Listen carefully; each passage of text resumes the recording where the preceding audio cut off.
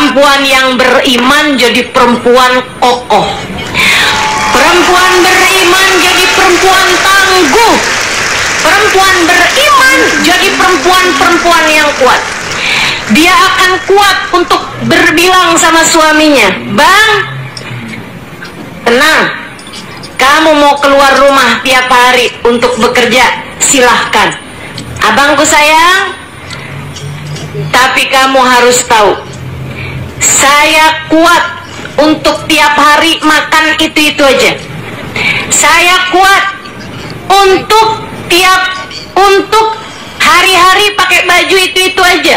Saya kuat untuk bisa menjalani kehidupan dengan sederhana, tapi saya nggak kuat kalau di akhirat nanti harus masuk dalam neraka. Maka abangku sayang, silahkan bekerja, tapi jangan pernah bawa harta haram masuk dalam rumah kita." Itu perempuan kuat tuh. Perempuan kuat. Dia tidak akan mau ada uang haram masuk dalam kepemilikannya. Kenapa? Harta haram masuk dalam rumah, artinya Allah Subhanahu wa ta'ala akan jadikan rumah tangga tersebut hancur karena keharaman yang mereka masukkan dalam rumah tersebut. Jadilah wanita yang kuat dengan iman. Saudara sekalian, berimanlah hanya kepada. Kenapa bahasa ustazah gitu ya? Kita beriman semuanya hanya kepada Allah lah ustazah. Bu, Nabi Muhammad tuh bilang begini nih, untuk kita nih umat zaman akhir nih, "Inna likulli ummatin ijl, wa ijl ummati ad-dinar wa dirham." Tiap umat tuh punya sesembahan. Saya lihat umat Nabi Musa ada sesembahan lain, yaitu sesembahannya Musa Samiri, nyembah anaknya sapi. Ada umatnya Nabi Ibrahim, mereka nyembah bulan dan matahari. Begitu kan? Likulli ummatin ijl. Setiap umat tuh kayak punya sesembahan lain gitu yang dia sembah. Wa ijl ummati, kata Nabi Muhammad nih, ternyata saya perhatikan sesembahannya umat saya ternyata juga punya sesembahan lain selain Allah. Apa Rasul? Nyembah kuburan? Bukan. Apa Rasul? Nyembah pohon? Bukan. Wa ijl ummati, sesembahannya umat saya, ad-dinar wa dirham, adalah uang. Umat saya nih kebanyakan nyembahnya uang. Selain Allah mereka menyembah uang. Karenanya ada banyak istri-istri tidak beriman yang berani bilang kepada suaminya, "Ada uang abang sayang." "Gak ada uang, silahkan tidur di luar." "Jangan pulang bang kalau nggak bawa uang." Oh, dia pikir dia perempuan yang kuat dengan bahasa seperti itu.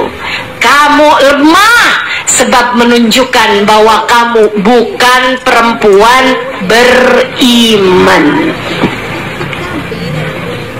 Berimanlah kepada Allah hingga paham pemberi rizki cuma Allah, yang ngasih sakit cuma, yang bisa menyembuhkan adalah Allah. Ibu-ibu sekalian, orang-orang yang pakai pesugihan berarti dia tidak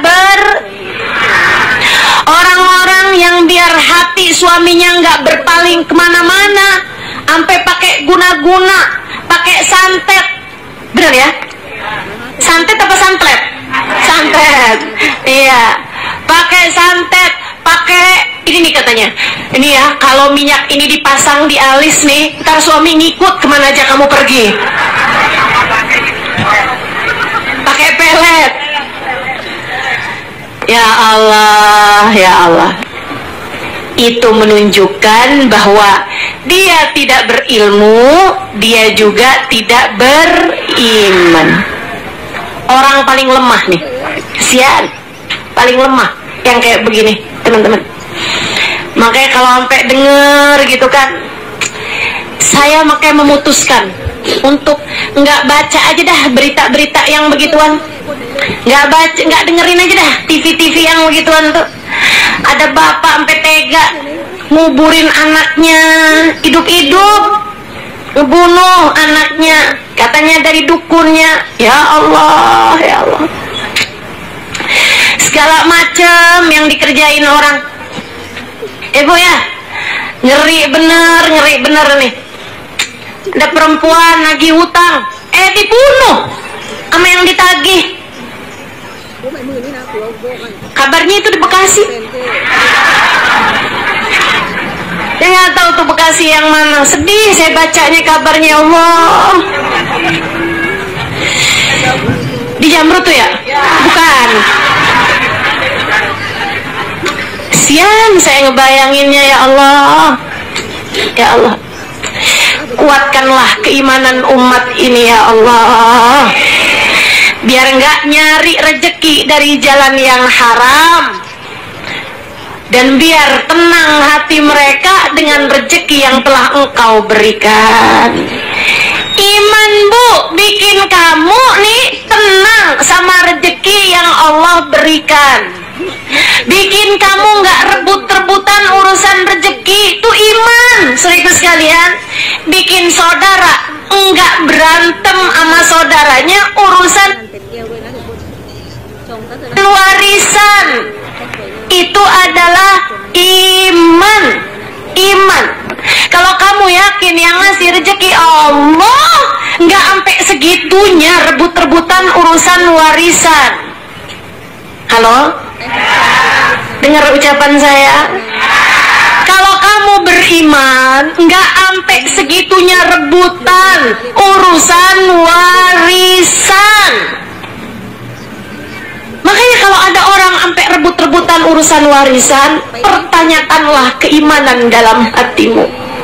Kalau kamu yakin yang ngasih rezeki Allah, lepasin yang direbutin sama orang lain, lepasin. Bu, Kak, Dek, Nak, rezeki bisa kamu cari, rezeki bisa Allah beri lewat jalan-jalan yang lain, tapi saudaramu nggak bisa lagi kamu cari kalau kamu sudah kehilangan dia. Nggak apa-apa kita kehilangan uang, itu berarti bukan rezeki kita. Betul? Jangan sampai kita kehilangan saudara. Jangan sampai kamu mau kehilangan saudara hanya karena untuk mendapatkan uang yang tidak seberapa. Banyak ustazah masalahnya uangnya, menurut saya nggak seberapa. Karena uang tuh, Bu, seberapapun jumlahnya masih bisa kapan waktu Allah beri lewat jalan-jalan yang menyenangkan. Nggak usah sampai segala direbutin. Itu nunjukin kalau iman kamu yang jadinya tidak seberapa. Sampai sini paham? Kalau Allah lihat kamu mudah melepaskan harta yang diperebutkan, Allah akan mudah memberikan kepadamu ganti harta yang menyenangkan. Percaya saya nggak lagi doa, tapi saya sedang membuat statement, nggak usah diaminin. Saya sedang membuat sebuah pernyataan yang tidak akan terbantahkan. Kalau kamu melepaskan harta-hartamu yang orang lain perebutkan, lepasin dengan hati yang lega, Allah akan gantikan untukmu uang, harta dengan cara-cara yang mudah, dengan cara-cara yang membuatmu juga menyenangkan untuk mendapatkannya. Udah, nggak usah khawatir teman-teman, nggak usah khawatir. Tiap kali ada orang yang merebutkan harta, nih, gitu aja udah. Ini punya saya, oh bukan, ini punya saya, oh punya kamu, silahkan, gitu. Itu kalau ada orang tuh sampai rebut-rebutan nih, segala berkatan majelis rebutan, atau iman. Jadi sekalian, Di acara prasmanan rebutan rendang, iman. Rezeki mah nggak kemana. Kalau nggak sampai kepadamu, itu artinya bukan rezekimu. Tenang aja udah. Saya begitu, Bu. Urusan uang tuh tenang aja. Ibu-ibu sini sekalian, usah tuh tenang. Uangnya banyak. Sekarang, dulu mah uang saya nggak banyak, ibu-ibu sini sekalian. Saya biasa aja nggak punya duit. Tahunan saya nggak punya uang, teman-teman saya sekalian. Saya tahunan ada dalam masa nggak punya uang sama sekali. Nggak masalah, nggak apa-apa. Nih sampai sekarang segini gede.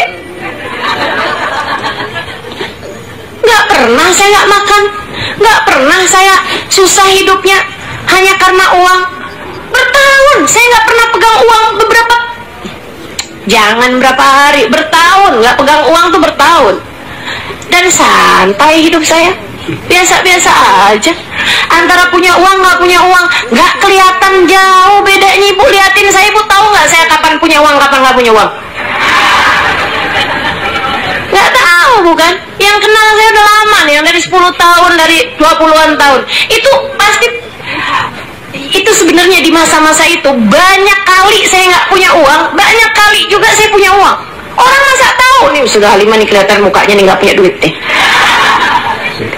Ada, biasa-biasa aja ibu-ibu saya sekalian.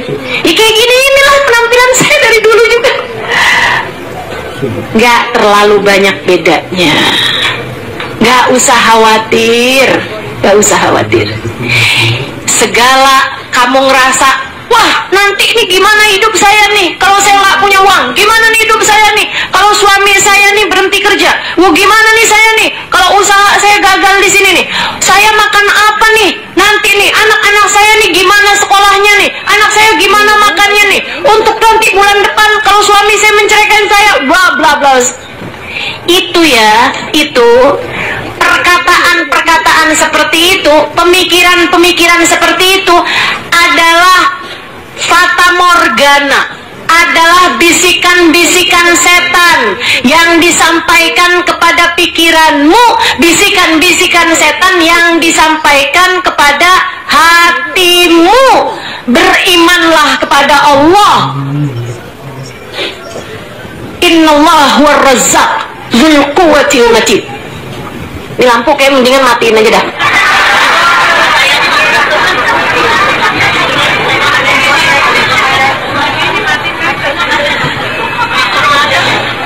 Kayaknya malah justru jadi ngurangin konsentrasi ya, terhidup, termati gitu kan. Ya. Ini kita mesti tahu nih, yang hidupin, yang matiin lampu ini hanya satu. Buat ngingetin kita. Gitu kan ya? Teman-teman sekalian yang saya muliakan, gitu tuh. Kita tuh sama urusan rezeki, Bu, yang tenang hati.